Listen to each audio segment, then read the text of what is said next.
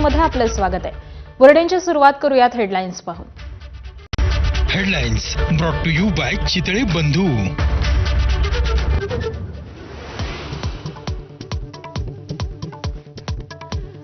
नवनिर्वाचित उपमुख्यमंत्री सुनेत्रा पवारांकडून पंतप्रधान मोदी आणि अमित शहांची भेटीतील राजकीय तपशील गुलदस्त्यात। राष्ट्रीय अध्यक्षपदाचा निर्णय लवकरात लवकर घेणार, सुनील तटकरेंची माहिती।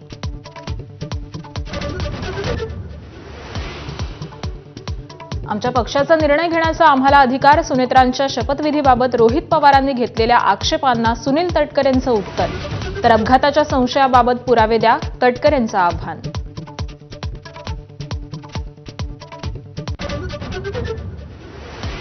मुंबई महानगरपालिकेत 4 दशकांनी भाजपचा महापौर विराजमान। मुख्यमंत्र्यांच्या उपस्थितीत रितू तावडेंनी पदभार स्वीकारला। भाजप आणि शिवसेनेच्या परस्पर विरोधी घोषणांनी सभागृह दणाणलं।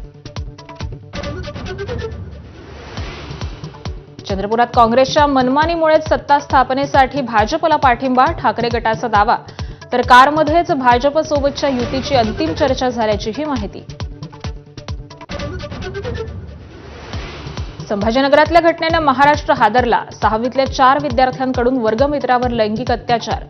पोक्सो अंतर्गत गुन्हा दाखल, प्रकरणात जातीनं लक्ष घालणार, शिक्षण मंत्र्यांचं आश्वासन। रोहित शेट्टीच्या घरावरील हल्ल्याचं प्रकरण ताजं असतानाच अभिनेता रणवीर सिंगलाही मिळाली धमकी।